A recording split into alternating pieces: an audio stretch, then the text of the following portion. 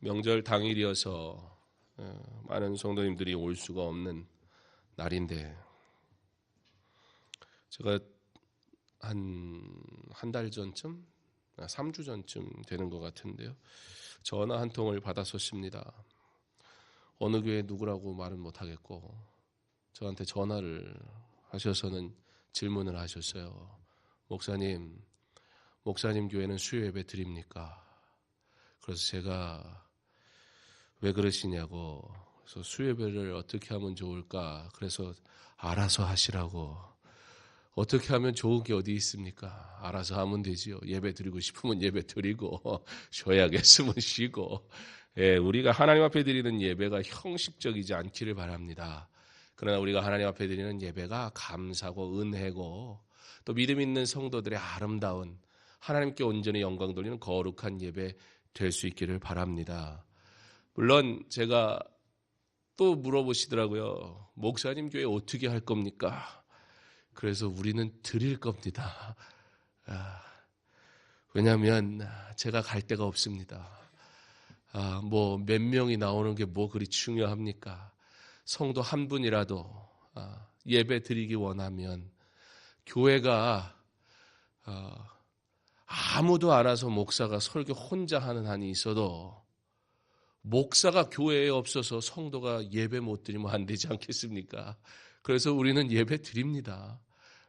뭐 누가 몇 명이나 오고 그런 거 별로 중요하지 않습니다. 더군다나 당일이니 다들 나오기 어려우실 텐데, 그러나 혹 성도들 가운데 자녀들이 방문하지 않는 성도가 있다면 홀로 그 명절 저녁에 홀로 있느니 교회 나오시면 목사라도 보고 말씀 듣고 할 수 있다면 그것만으로도 충분히 의미가 있다 생각해서 우리는 예배 드릴 겁니다. 물론 그 교회가 오늘 예배 드린지 저는 모릅니다. 알아서 하시겠죠. 사랑하는 성도 여러분, 우리가 하나님 앞에 예배하는 것이 은혜인 줄 믿으시기 바랍니다.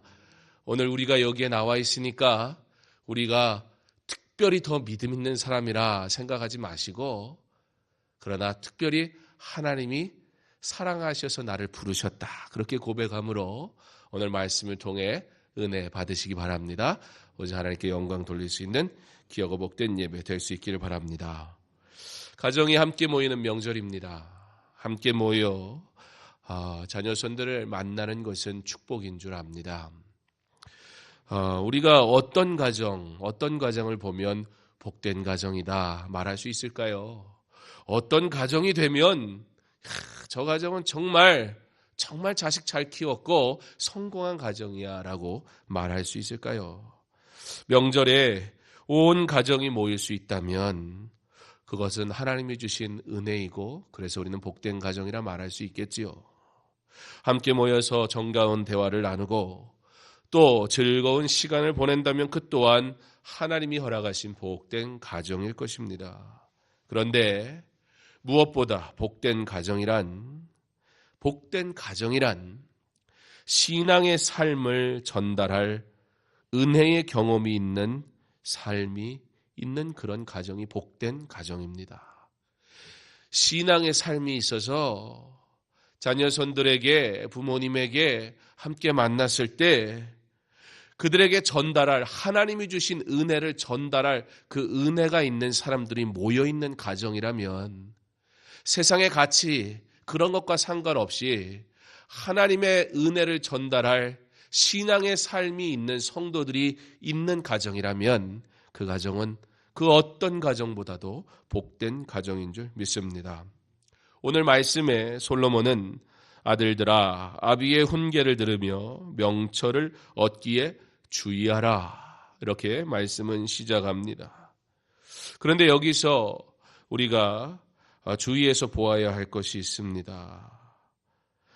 한글 성경에는 없지만 우리 원문에는 오늘 1절 말씀과 2절 말씀 사이에 한 단어가 있습니다. 그게 어떤 단어냐면 왜냐하면 이라는 단어예요. 그러니까 아들들아 아비의 훈계를 들으며 명철을 얻기에 주의하라.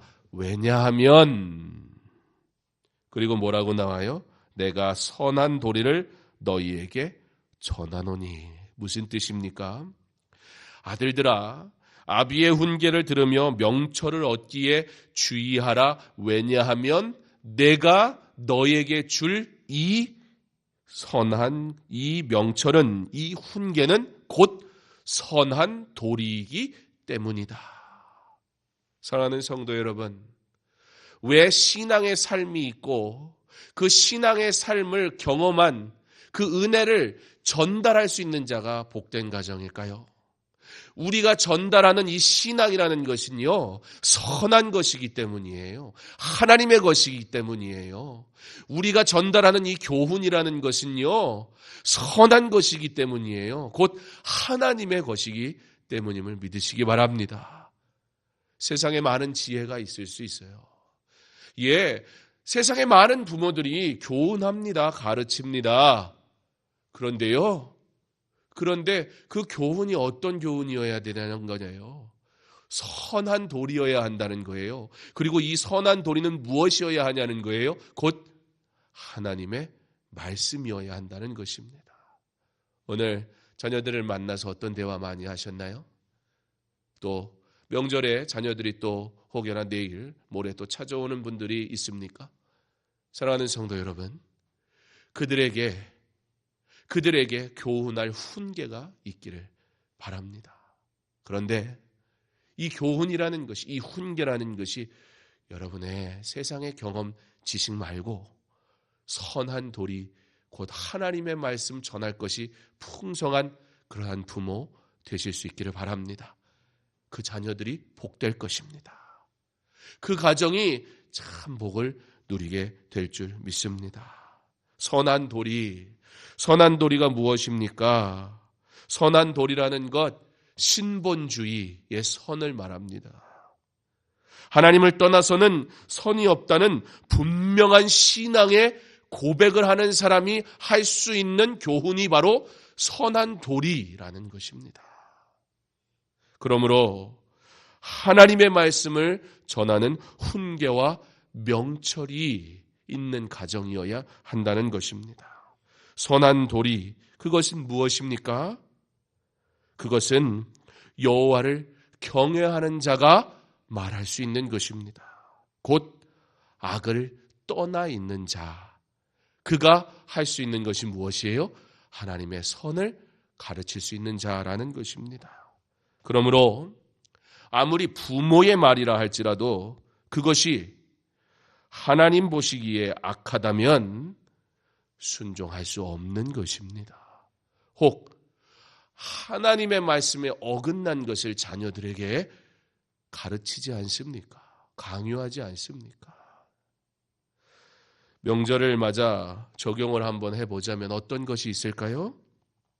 아무리 부모님의 유언이라 할지라도, 아무리 부모님의 명령이라 할지라도 믿는 자는 우상에게 절할 수 있습니까? 없습니까? 없습니다. 곧 부모는 하나님이 아니라 말씀하시면 아니라 말하는 자이지, 이 세상을 살아가면서 세상의 것과 하나님의 것에서 적당하게 섞어가지고 가르치는 것은 하나님은 그것을 선하다 결코 말씀하지 아니하십니다. 이러한 선의 표준이 바로 서야 합니다. 무슨 얘기예요? 하나님께서는 모든 선의 표준이시다라는 말입니다. 즉 선을 하나님 위에 놓지 말고 선의 근원이 하나님이시라는 사실을 고백하는 그런 가정, 그런 부모 되어야 합니다. 어떤 말이 선함으로 하나님의 말씀이 되는 게 아니에요.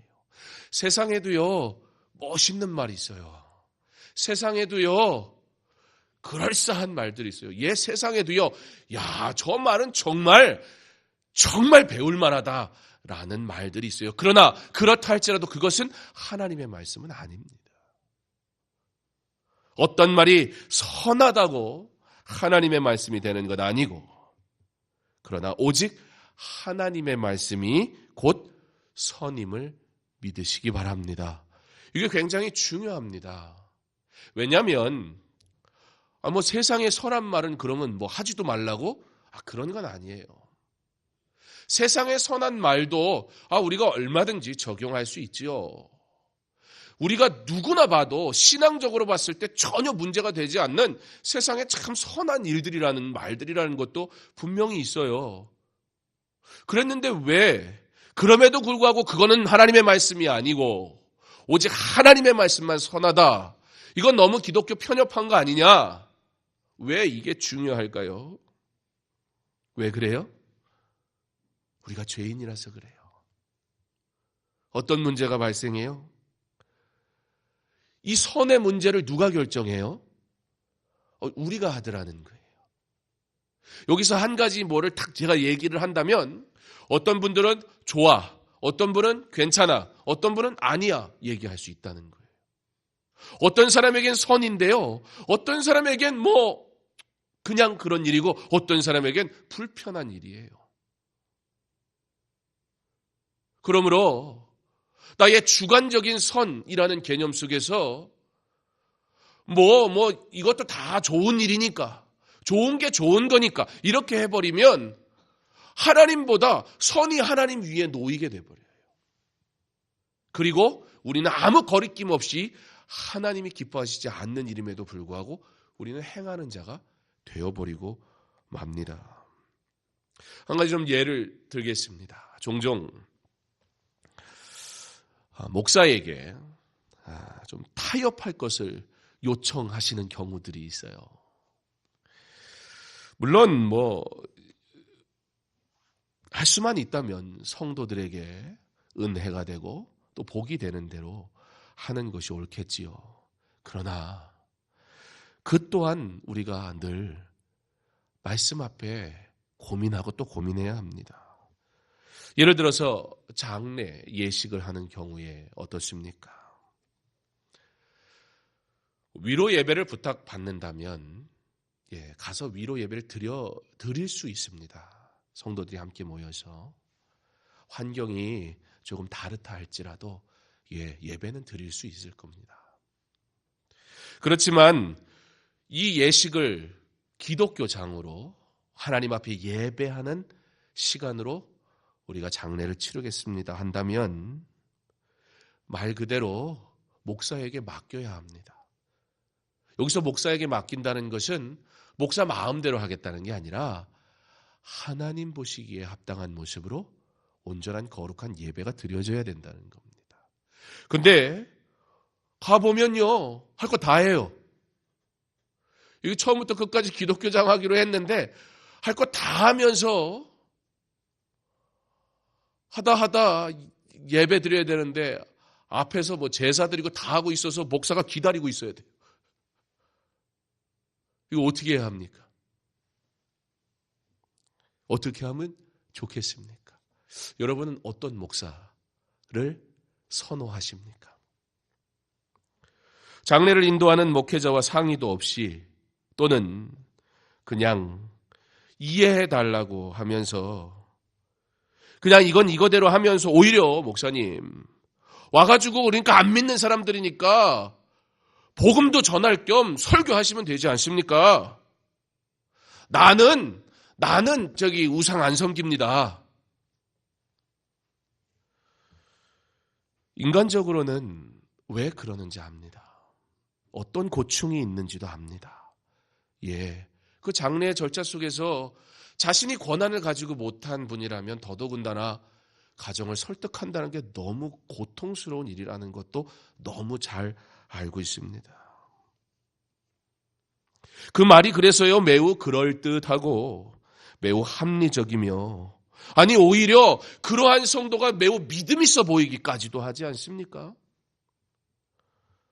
그런데요 문제가 있어요. 문제가 하나가 있어요. 뭐예요?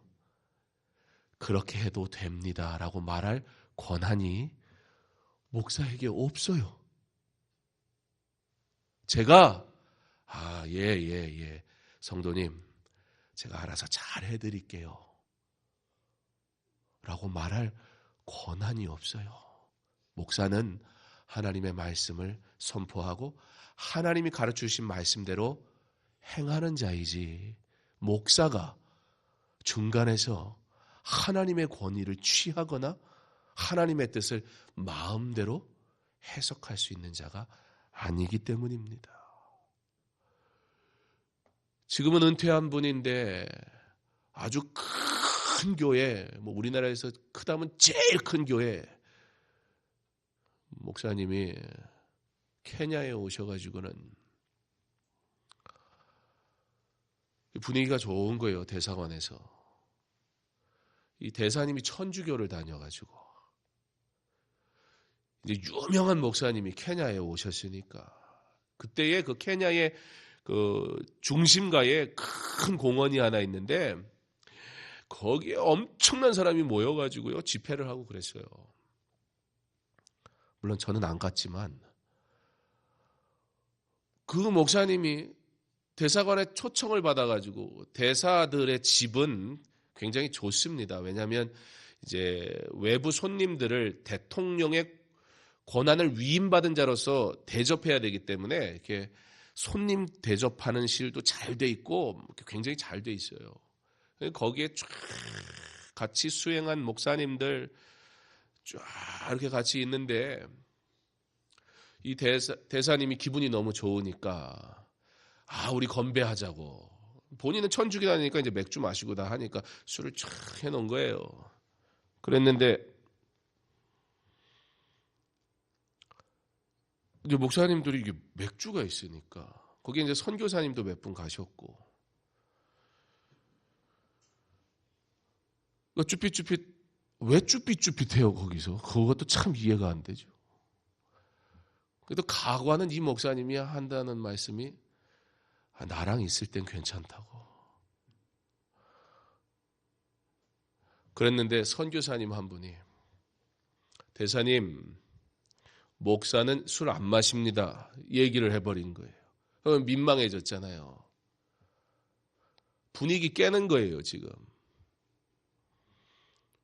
그러니까 벌써 눈치가 이쪽에서는 마시자고 하지 않았냐. 이제 거기에는 이제 기장 목사님도 있었고 다양한 교단의 목사님들이 있었으니까 어떤 목사님들은 그걸 수용하는 거예요. 그리고 그 선교사님이 딱 이렇게 얘기했습니다. 예, 저런 목사도 있고 이런 목사도 있습니다. 근데 나는 술 안 마십니다. 분위기 싸해지는 거죠. 여러분 어떻습니까? 제가 한번 질문하죠. 맥주 마시면 천국에 갑니까? 못 갑니까?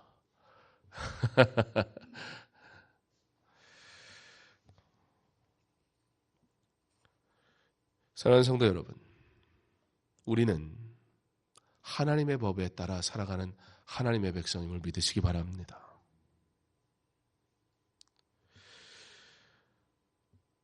인간적으로는 이해하는 일일 수도 있습니다.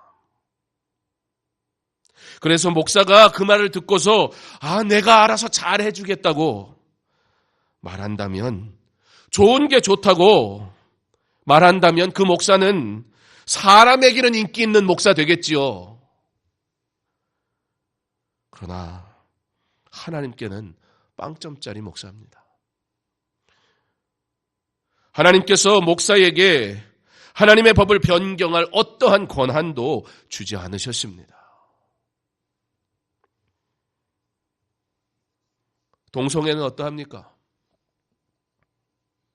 한간에 어떤 사람들은 하나님이 사랑이시기 때문에 동성애가 허용되어야 되고 용납되어야 된다 말하는 사람들도 있습니다. 기독교인 간에도 그렇게 얘기하는 사람도 있습니다.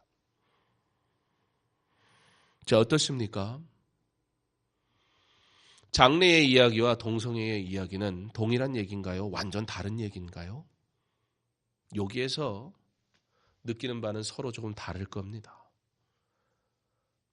장래에 대한 이야기를 옳다 여기시는 분도 있고 그렇게까지 너무 하는 거 아니냐 여기는 분도 있을 겁니다. 여기에 계신 분들은 동성애에 대한 얘기는 다 아니다 말씀하실 겁니다. 그러면서 어떻게 동성애와 그 얘기를 비교할 수 있느냐. 예, 두 가지 얘기가 완전 다른 얘기일 수도 있습니다. 그러나 한 가지는 분명합니다. 하나님이 우상에게 절하는 것도 동성애도 죄라 성경에 분명히 말씀하셨다는 사실입니다. 그러면 죄는 죄인 것입니다. 그것을 누구도 허용할 수 없습니다. 진리는 변하지 않는 것입니다. 하나님의 말씀이 죄라고 하면 그것은 죄인 것이며 용납할 대상이 아니라 뭐 해야 될 거예요? 버려야 할 일입니다.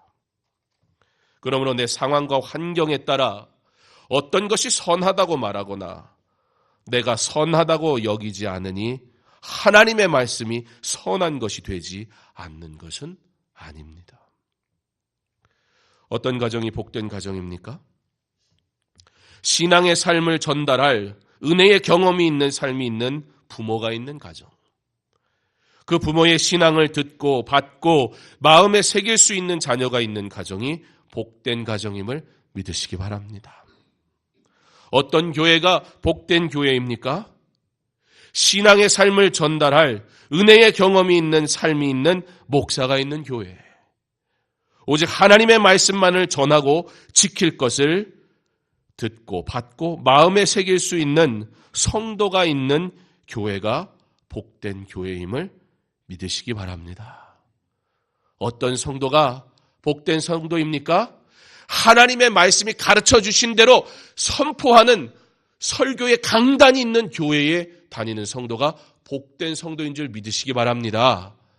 여러분의 상황과 환경에 따라 하나님의 말씀을 바꾸는 목회자가 있는 교회라면 아무리 화려해도 아무리 멋있어도 아무리 수많은 사람들이 모여 있어도 불쌍한 성도입니다. 왜냐하면 하나님은 그런 권한을 목회자에게 주신 적이 없기 때문입니다. 목사는 뭐 하는 사람이에요? 누구보다 진리의 말씀을 있는 그대로 성도들에게 선포하는 자. 그게 목사가 받은 사명입니다. 그것 때문에 성도들이 목회자에 대해 실망하더라도 하나님의 말씀은 타협하는 것이 아닙니다. 그런데 교회가 이것을 놓치니 사람의 관계는 좋아지는 것 같은데 교회가 힘을 잃어버리고 말았습니다. 말씀이 혼합이 되고 사람의 요구에 따라 뒤죽박죽이 되어버리니 성도가 교회가 능력이 없습니다. 내게 선하게 여겨지지 않아도 그것이 하나님의 말씀이라면 곧 선이라는 고백과 삶이 있는 성도들이 모일 때 주님의 교회는 건강하고 능력 있으며 세상이 감당할 수 없고 세상을 변화시킬 능력 있는 교회가 될 것입니다. 우리 교회가 그리고 강서중앙교회 모든 성도가 하나님의 말씀인 선한 도리를 듣고 그 법을 떠나지 않으며 하나님께 영광 돌리는 거룩한 삶을 살아가기를 소망합니다.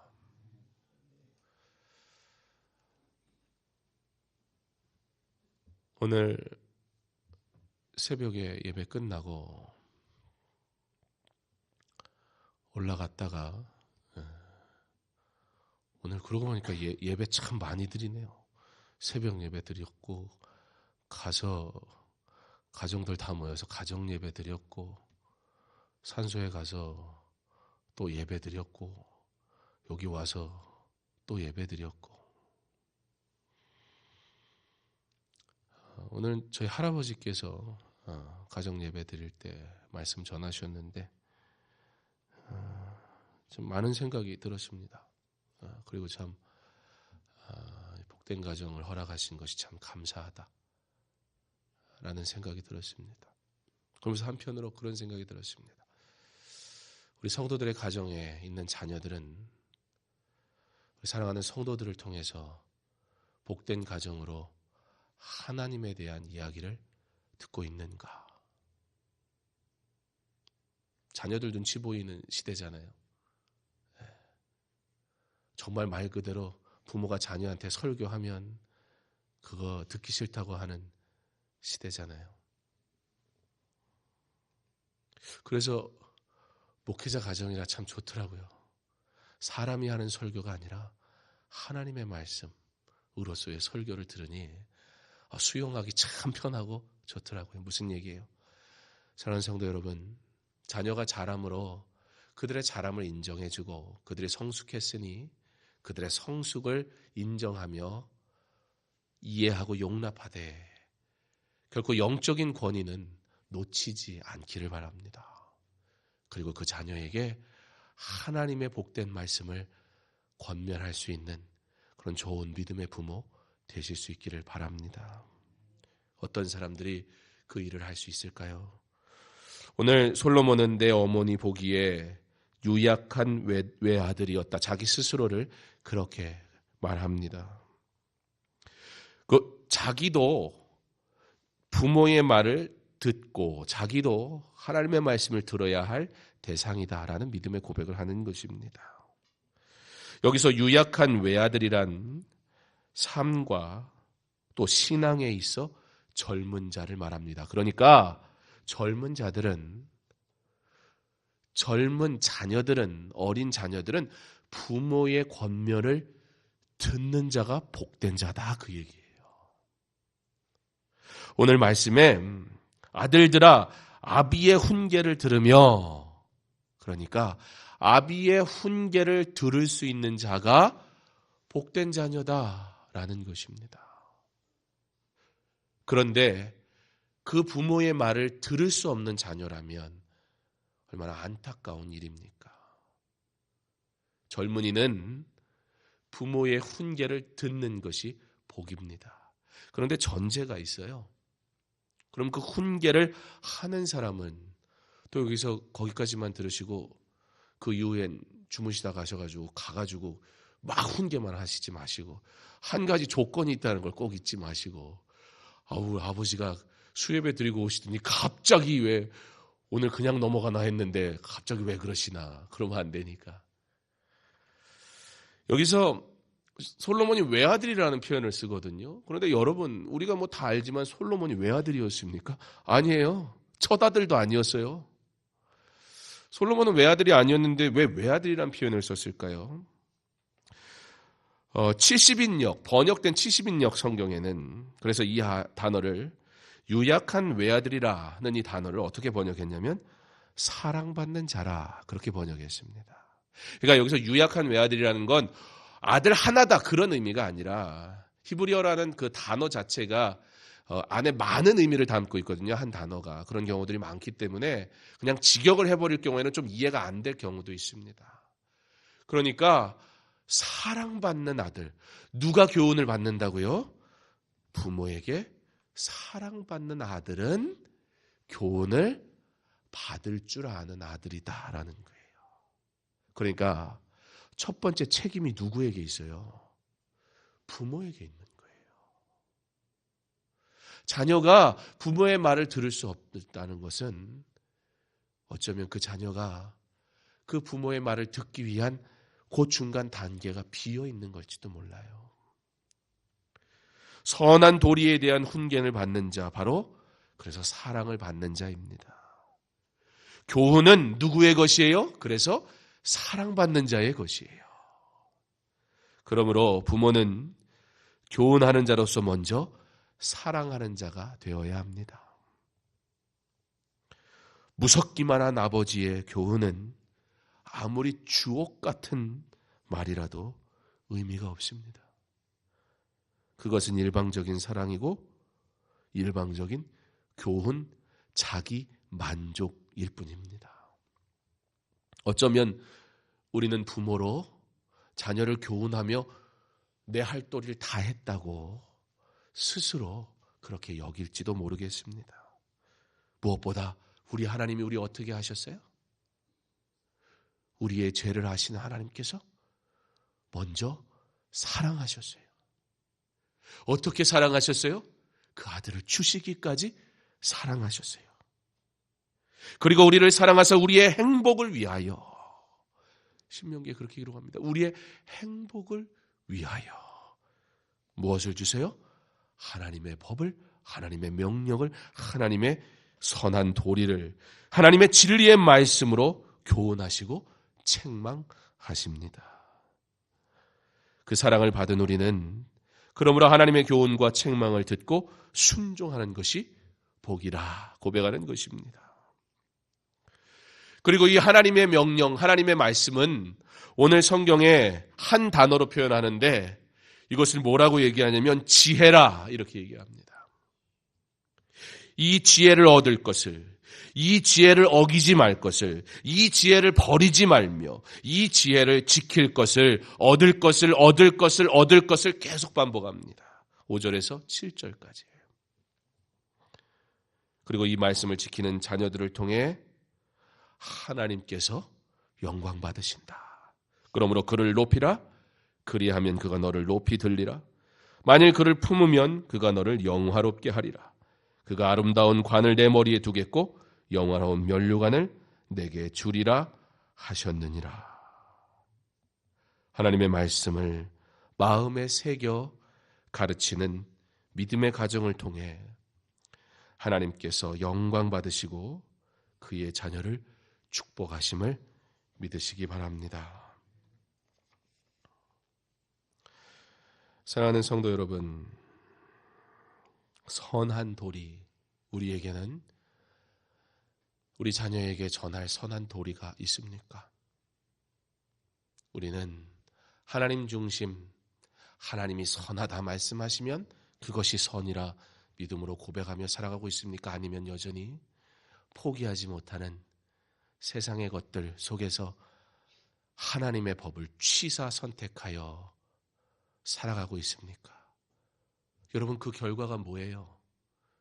내가 하나님을 온전히 섬기지 못하는 수준에서 끝나지가 않고요. 내 자녀에게 그래, 때로는 하나님의 법은 어겨도 괜찮아라고 가르친 거하고 똑같습니다. 그리고 그 자녀가 잘 되기를 바라요. 그 자녀가 예수 잘 믿기를 바라요. 있을 수 없는 일입니다. 우리가 하나님이 선이라 말씀하시는 것을 선이라 믿을 수 있는 믿음의 성도 될 수 있기를 바랍니다. 우리가 내가 보기에 선이라 보여지지 않는 것이라 할지라도 그것이 하나님이 선이라 말씀하신다면 그것이 선임을 믿고 그 말씀대로 순종할 수 있는 주의 자녀 될 수 있기를 바랍니다. 그때에 우리의 자녀들이 하나님의 선하심을 그의 자녀된 부모된 저와 여러분을 통해 보게 될 것입니다.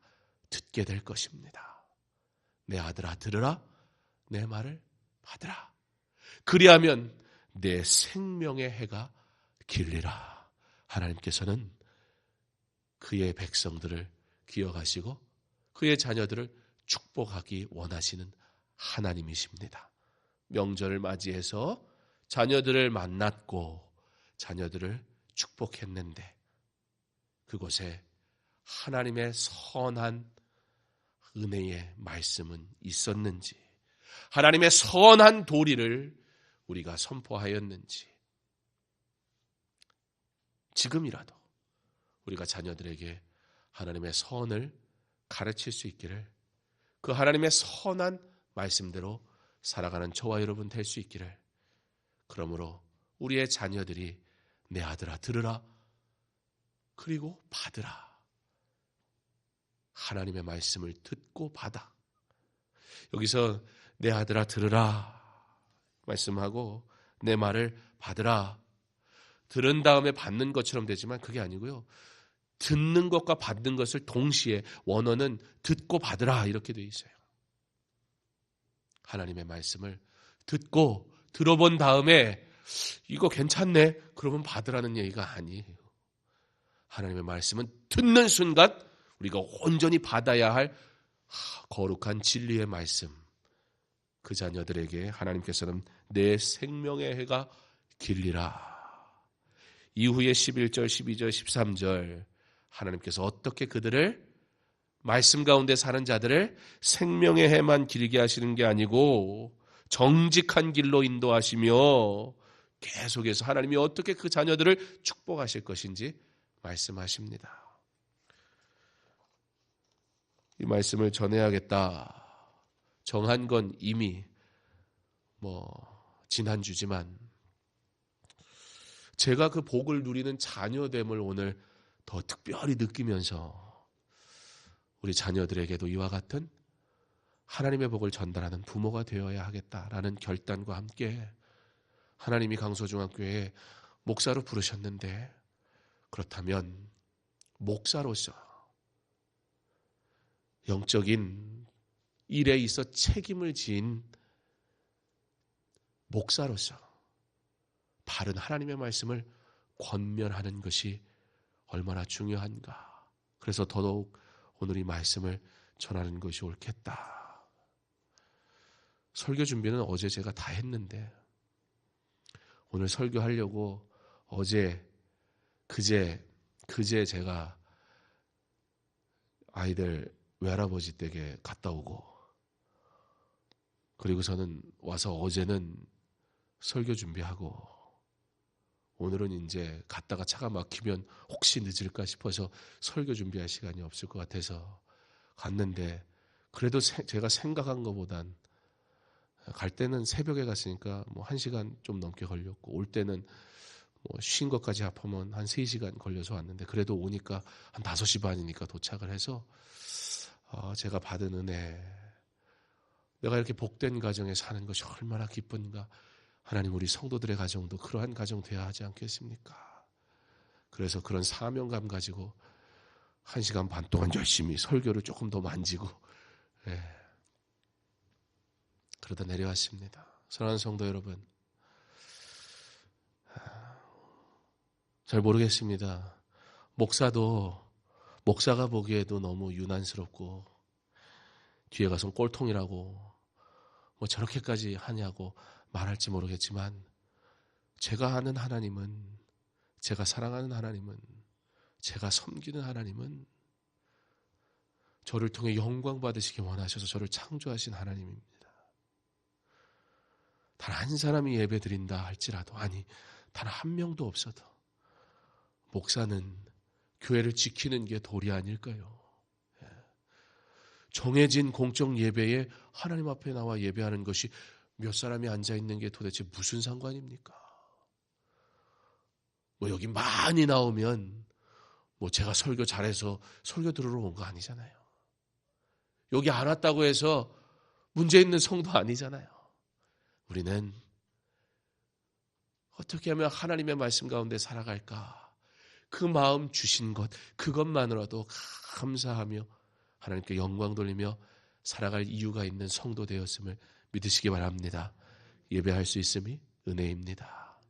오늘 들은 말씀과 같이 내 자녀손들에게 전달할 신앙의 삶이 있고 은혜의 경험이 있는 선한 도리가 있는 그러한 삶을 사는 성도들 다 되시기를, 그러한 하나님의 선한 도리 곧 진리의 말씀을 있는 그대로 선포하는 귀한 여러분들을 통해 우리 자녀손들이 하나님이 약속하신 내 생명의 해가 길리라, 정직한 길로 너를 인도하리라, 하나님이 약속하신 축복을 하나님을 믿는 부모된 여러분들 때문에 여러분의 자녀손들이 온전히 받아 누릴 수 있기를, 그렇게 주님 오시는 날까지 우리의 믿음의 가정이 하나님께 영광 돌리는 복된 가정 다 될 수 있기를 주님의 이름으로 축원합니다.